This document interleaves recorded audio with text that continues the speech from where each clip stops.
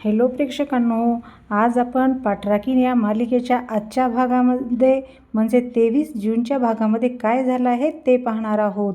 तर मंदिरामध्ये भाग्य आणि प्राजक्ता आलेले असतात आणि हे घ्या साखरपुड्याचे पेढे असं गुरुजींना म्हणतात.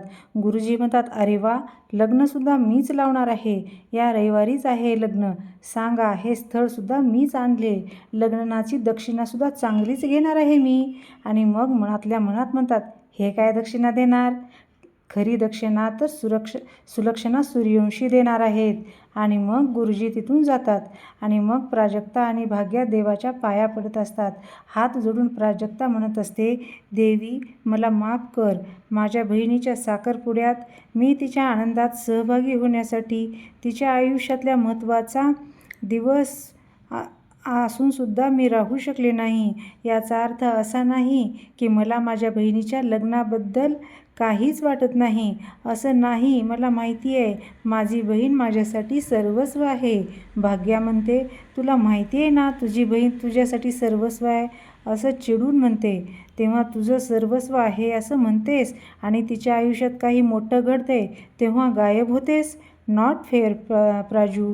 माझ्या साखरपुड्यात मी तुला किती शोधत होते, तू कुठे होतीस याकडे लक्ष जास्त होतं. तुला माहिती आहे ना, तू मला सगळीकडे लागतेस प्राजू, सगळीकडे माझी बेस्ट फ्रेंड, माझी सगळं तूच आहेस. माझ्या मनातलं तुला काहीतरी सांगायचं होतं, पण तूच नसेल तर मी कोणाशी बोलू? प्राजक्ता म्हणते, भाग्या बोल ना. मग भाग्या म्हणते, प्राजक्ता म्हणते, सॉरी ना भाग्या, काय बोलायचे तुझ्या मनातलं बोल, काय बोलायचं आहे? भाग्या मग देवीला हात जोडून दोघेही तिथून मंदिरातून बाहेर पडत असतात. आता इकडे प्राजक्ताच्या घरी गाडी आलेली असते आणि ती गाडी असते सुलक्षणा सूर्यवंशीची. ड्रायव्हर गाडीचं दार काढतो आणि गाडीतून सुलक्षणा सूर्यवंशी खाली उतरतात आणि मग प्राजूचे मामा बाहेर येतात. अरे नमस्कार, अरे नमस्कार.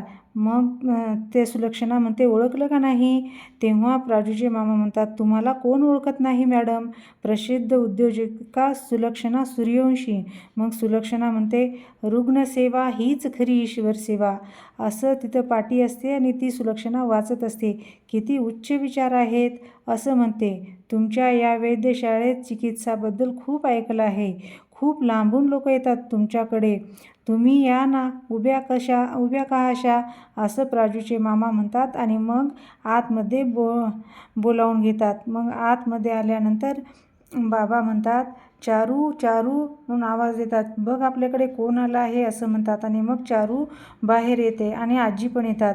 मग ओळख करून देतो. बाबा म्हणतात, ही माझी पत्नी चारुलता आणि ह्या माझ्या सासूबाई आणि हा माझा मुलगा कौस्तुभ. आणि कौस्तुभ नमस्कार म्हणतो आणि तृप्ती ही आमची सुनबाई असं म्हणतो. आणि मग सुलक्षणा म्हणते, मी सुलक्षणा सूर्यवंशी.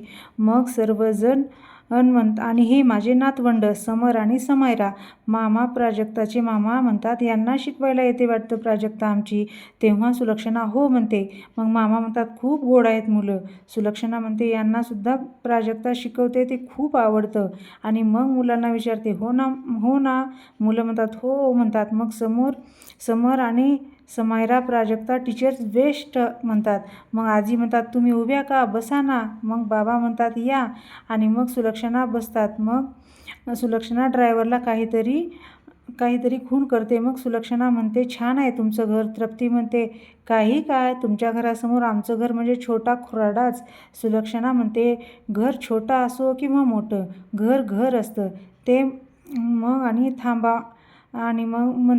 थांबा ना, मी पाणी घेऊन येते असं तृप्ती म्हणते. आणि मग इकडे ड्रायव्हर काही बॅगा आणि काही पिशव्या घेऊन आतमध्ये आलेला असतो आणि तिथे समोरच ठेवतो. सुलक्षणा म्हणते, तुमची प्राजक्ता हल्लीच आमच्या घरी यायला लागली होती, पण काही दिवसातच आमच्या घरची सदस्य झाली आणि प्राजक्ताच्या बहिणीचं लग्न ठरले असं समजलं मला. म्हणून सूर्यवंशी परिवाराकडून तुमच्यासाठी सर्वांसाठी हे गिफ्ट आणलेत आणि ते दाखवते. मग आता इकडे तृप्ती पाणी घेऊन येते आणि पाणी देते. मग सुलक्षणा थँक्यू म्हणते. मामा म्हणतात, एवढं सगळं करायची काय गरज होती? सुलक्षणा म्हणते, आमच्या शुभेच्छा आहेत असं समजा. मग तृप्ती म्हणते, मॅडम तुमचं कानातलं आणि नेकलेस फार सुंदर आहे हो, म्हणजे याआधी मी असं कधी पाहिलं नव्हतं. हिऱ्याचं आहे का? कितीला असेल? हजारात असेल की नाही मी सांगते लाखात असेल, लाखात. आणि मग साडी पण काय सुंदर आहे, मटेरियल छानच आहे. आहे, कुठून घेतली? मग मामा म्हणतात, चहा आणतेस का? त्याच्यासाठी मात्र ते मग त्यांच्यासाठी घरी चहा का ग्रीन टी घेत असतील. आणि मग मामा म्हणतात, तुम्हाला चहा चालेल ना आमच्या घरचा? सुलक्षणा म्हणते, आलं घातलेलं असेल तर नक्कीच चालेल. म्हणून मामा म्हणतात, आलं आहे ना आपल्याकडे, मात्र हो लगेच आणते. तृप्ती म्हणते, लगेच आणते. मग मामा म्हणतात, आमच्या मुलीच्या लग्नासाठी तुमच्या शुभेच्छा आहेत. हे ऐकून बरं वाटलं. सुलक्षणा म्हणते, प्राजक्ता कुठे आहे? मला जरा बोलायचं आहे तिच्याशी. मामा म्हणतात, प्राजक्ता आणि भाग्या या दोघीही देवळात गेल्यात. आणि मग इकडे देवळातल्या पायऱ्या उतरत असतात प्राजक्ता आणि भाग्या.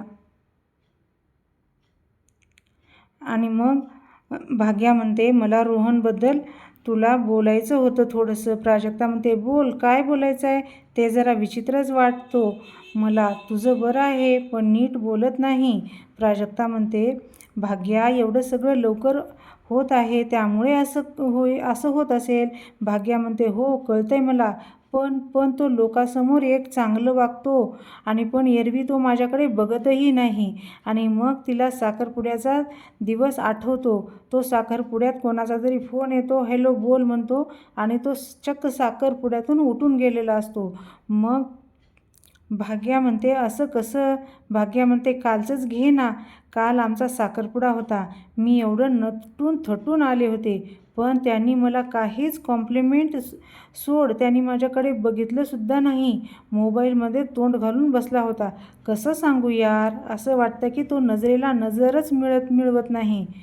प्राजू म्हणते, भाग्या तुमचं अरेंज मॅरेज आहे ना, थोडा टाईम जाईल. आत्ता तर भेटलो तुम्ही, थोडं अवघडल्यासारखं होईल पण हळूहळू कमी होईल. भाग्या म्हणते, प्राजू मी त्याला आवडत नसेल तर? त्यांनी फक्त घरच्यासाठी लग्नाला होकार दिला असेल तर? प्राजू म्हणते, अगं मग? भाग्या म्हणते, घरचे प्रेशराईज करतायत असं म्हणून लग्न करत असेल तर? मला नाही अशा मुलाशी लग्न करायचं ज्याला माझ्यात इंटरेस्टच नाही. मग भाग्या सांगते, मला असा हवाय ज्याला मी आवडते, असा मुलगा हवाय ज्याचं जग माझ्यापासून सुरू होईल आणि माझ्याजवळ येऊन संपेल. जेव्हा त्याच्यासाठी 4 पावलं मी पुढे टाकेन आणि तो 10 पावलं माझ्यासाठी पुढे टाकेल, तर मी त्याची बायको म्हणून, आजी जसं सांगायचं झालं तर त्याची बायको म्हणून बाजूला असेल आणि आमच्या संसाराचं स्टेअरिंग त्याच्या हातात असेल. मग इकडे आलोकचा भाऊ परदेशातून आलेला असतो आणि तो ड्रायव्हरला म्हणतो, माहिती आहे ना तुला, मी गाडीचं स्टेअरिंग कोणाच्याही हातात देत नाही, ते माझ्याच हातात लागतं. आणि तो गाडीचा दरवाजा उघडतो आणि गाडी चालवायला आपण बसतो. आणि मग भाग्या इकडे म्हणते, मला असा मुलगा हवाय ज्याचं जग मी असेल. लग्न समारंभात सोड, इतर वेळीसुद्धा त्याची नजर माझ्यावरून हलणार नाही, असा मुलगा मला हवाय. मग इकडे भाग्या मला असं वाटतं की तू उगाच एवढा विचार करतेस. मग बाकी यामध्ये लग्न करणाऱ्या नवऱ्याकडून एवढ्या अपेक्षा राहणारच ना, एवढं चुकीचं आहे का? असं म्हणते. लग्न झाल्यानंतर जगच बदलतं, पण या जगात मला कॉम्प्रोमाइज करावं लागणार असेल तर काय फायदा प्राजू म्हणते, असं काही नाही होणार. त्या दोघीही स्कूटीजवळ थांबतात. भाग्या म्हणते, माझी माणसं, माझं घर, स्पेशली तुला सोडून मी त्याच्याकडे जाणार. त्यानेसुद्धा मला आपलंसं करायला हवं. माहिती नाही कसं होणार आहे पुढे. इकडे 2 गुंड काय करून जोडी काय आहे ब्रो असं म्हणतात. लेफ्टवाली ना माझी असं म्हणतो. आणि तो अजून एक गुंड असतो, तो म्हणतो, बाजूवाली कोण आहे? अंगाला चिखल लावून आली वाटतं. मग दुसरा म्हणतो पहिल्याला, ती दिसतेच तशी. दुसरा म्हणतो, काय पण बोल, जोडी मस्त आहे. एक अंधारात पण चमकेल आणि एक उजेडात पण अंधार. पण भाग्या रागावून म्हणते, जास्त बोललास तर बघ म्हणते आणि तोंडावर मारते. पण काही दिले का नाही, पण बोलते का म्हणते, काय रे? मग तो गुंड म्हणतो, घाबरलो मी, येऊन हीच आली. दुसरा गुंड म्हणतो, जर लग्न करायचं ठरवलं तर तिच्यासारख्या रबडी गोळा खाईल मी तिच्यासारखा, असं म्हणून तो भाग्याला चल निघ असं म्हणतो. मग प्राजू त्याच्या खणखण खाली मारते. भाग्या त्याच्या खणखण कानाखाली देते आणि तो म्हणतो, हात कसा लावला? तुझ्यासारख्या चिंदी माणसाला घाबरते का मी? समजतोस काय स्वतःला? म्हणते आणि भाग्या त्याला मारते. आणि मग तो दुसरा माणूस येतो आणि पोलिसांना फोन लाव पटकन. मग दुसरा माणूस तुझ्यासारख्या खडी फोडायला पाठवते पोलिसाला कशाला फोन लावतेस, बाकी मग तुझ्यासारख्याला खडी फोडायला पाठवते असं भाग्या म्हणते. आणि मग आलोकचा भाऊ असतो तो गाडीतून पाहत असतो आणि तिकडे भाग्या त्या गुंडाला मारत असते. मग तो आलोकचा भाऊ म्हणतो सुपर. मग तो माणूस म्हणतो आता तुझा माज काढतो म्हणतो. आणि गुंड आणि मग अजून भाग्या आमचं तू काय माज काढणार आहेस. आणि भाग्या मारत असते त्याला. पाठीत लायकीत राहायचं कळलं ना. भाग्या म्हणते चल प्राजू म्हणते आणि ते दोघेही गुंड निघालेले असतात. तेवढ्यात दुसरा गुंड अजून दुसऱ्या काही गुंडांना आवाज येतो आणि मग अजून 3-4 गुंड येतात आणि ते मग प्राजूला आणि भाग्याला उभा करून टाकतात. तुझ्या तर म्हणतात तर भाग्या परत मारायला जाते, पण तो गुंड तिचा हात धरतो आणि मग प्राजू म्हणते हात सोड प्लीज. धरतात 2 गुंड मग. आणि मग भाग्यासुद्धा मग तो आलोकचा भाऊ गाडीत बसून म्हणतो आरव आता एंट्री घ्यावीच लागेल बडी असं म्हणतो. आणि इकडे प्राजूला 2 गुंडांनी पकडलेलं असतं आणि आलोकचा भाऊ असतो तो गाडीतून खाली उतरतो आणि भाग्या भाया वर करतो आणि तिकडे गुंड भाग्याला आणि प्राजूला पकडलेले आहेत. तिकडे तू चालत जातो. मग तो गुंड भाग्याला म्हणतो चौपाटीवर येते का काळा खट्टा आणि ढकलून देतो. मग भाग्या खाली पडते आणि तेवढ्यात येतो आलोकचा भाऊ आणि भाग्या खाली पडत असते. तो तिला धरतो आणि मग इथं गाणं सुरू होतं आणि ते दोघेही एकमेकाकडे पाहत असतात. संगीत सुरू होतं आणि मग ते दोघेही एकमेकाकडे पाहतात. मग तो आलोकचा भाऊ म्हणतो ओके ना. मग तो गुंड म्हणतो ए हिरो कोण तू. आलोकचा भाऊ म्हणतो मर्दांनो मुलींना त्रास देऊ नये, मुलींचा आदर ठेवून चालावं. हे दिसण्यावरून बोलता धक्का मारला असले कसले मर्द तुम्ही. हा तुमचा पुरुषार्थ. तुम्ही त्यांना दिवसा पडलेला अंधार म्हणालात ना, त्या अंधार नाहीत वादळ आहेत. मग हातसुद्धा झडते. आणि मग तो आलोकचा भाऊ म्हणतो जेव्हा वादळ आहेत ना, जेव्हा तुमच्यासारखे फालतू लोक असे उडून जातात. मुळात त्यांच्या दिसण्यावरून जज करणारे तुम्ही कोण आहात. तुम्ही एका स्त्रीच्या पोटी जन्म घेतला आहे आणि तरीही तुमच्या मनात स्त्रियाविषयी एवढं घाणेरडे विचार. त्यांना तुम्ही दिवसा पडलेला अंधार म्हणालात ना. तुम्हाला आता दिवसात तरी दाखवतील तारे. आणि मग त्याला मारत असतो आणि मग तो सुद्धा त्या गुंडांना इतका मारतो, इतका चोप देतो, प्रत्येकाला एक एक करून असा मार देतो की सर्व गुंड भाग्याच्या पायाशी लोळण घेतात. आणि मग तो गुंड म्हणतो माफ करा ताई म्हणतो आणि चुकी झाली असं आता परत नाही होणार आणि तिथून पळून जातात. आणि मग आता भाग्या म्हणते आभारी आहे. मग तुला लागलं नाही ना. नाही पण भाग्या म्हणतात आणि प्राजू म्हणते थँक्यू सो मच, तुम्ही आम्हाला मदत केलीत. तेव्हा आलोकचा भाऊ म्हणतो हो खरं तर काम यांनी केलं आहे. तुमच्यासारख्या धीट मुली असल्या ना तर कोणीच मुलीच्या वाटेला येणार नाही. Good work, I am impress. आणि हो तुमच्यामुळे या संकटाशी कसं वागायचं ते कळलं. नाईस टू मीट यू आणि असं म्हणतो आणि मग बाय म्हणतो आणि तो जातो. इकडे भाग्या आणि प्राजूसुद्धा बाय म्हणतात आणि भाग्या म्हणते निघूया. आणि आता त्या दोघीही निघतात. मग आता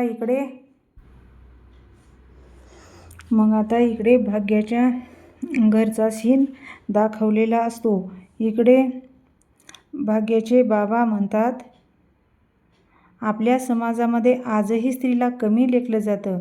अशी पद्धत आहे की चूक पण तुमच्या बाबतीत केली होती. पण मी चुकत नसेल तर ज्यावेळी कंपनीची सूत्र हातात घेतली त्यावेळी कंपनीचा सूर्यास्त झाला अशा आशयाचा लेख लिहून आला होता. दुसरा एखादा असता तर खचून गेला असता. पण तुम्ही खचून न जाता सगळ्यांना खोटं ठरवलं. तेव्हा मला कळलं सुलक्षणा सूर्यवंशी काय धडाडीची बाई आहे ते. आणि मग आमची प्राजक्ता जेव्हा मला म्हणाली मी सुलक्षणा सूर्यवंशीकडे नोकरीला जाते तेव्हा मी तिला म्हणालो प्राजक्ता मला आवडेल माझ्या मुलीसुद्धा सुलक्षणा सूर्यवंशीसारख्या झाल्या तर. मी असे ऐकले तुमची कंपनी आता तुमचा लाडका लेक आलोक सूर्यवंशी सांभाळतो. हे ऐकून सुलक्षणाला धक्का बसतो. तेवढ्यात तृप्ती येते आणि मग चहा तुम्ही सांगितल्याप्रमाणे आलं घातलं आहे आणि लेमन ग्राससुद्धा घातला आहे आणि तृप्ती चहा देत असते. आणि मग तेवढ्यात प्राजक्ता आणि भाग्यासुद्धा येतात आणि तेव्हा मामा म्हणतात हे बघा प्राजक्तासुद्धा आली. आणि दोन्ही मुलं टीचर म्हणून तिला बिलगत असतात. तुमच्यासारखा भेटायला आलो आहे असं म्हणतात. तुम्हाला टीचर भेटायला आलो आहे. सुलक्षणा मुलांना म्हणते मुलांनो जाऊन बसा बरं. Good boy. तू भाग्यश्री ना गं, असं भाग्याला म्हणते.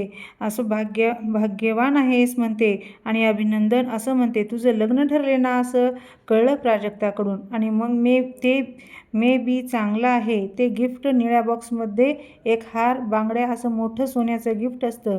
ते गिफ्ट सुलक्षणा भाग्याला देत असते आणि हे तुझ्यासाठी असं म्हणते, सूर्यवंशी परिवाराकडून तुझ्यासाठी ही छोटीशी भेट असं भाग्याला सुलक्षणा म्हणते. भाग्या त्या गिफ्टकडे बघते आणि तेच आजचा भाग संपतो.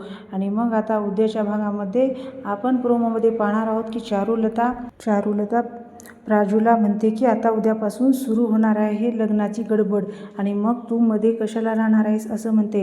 मग इथे सुलक्षणा प्राजूला म्हणते की चूक माझी झाली आहे, मी मनापासून तुझी माफी मागते. पण प्राजू म्हणते ते कोण आहेत, सगुणाताईचे ते कोण आहेत का?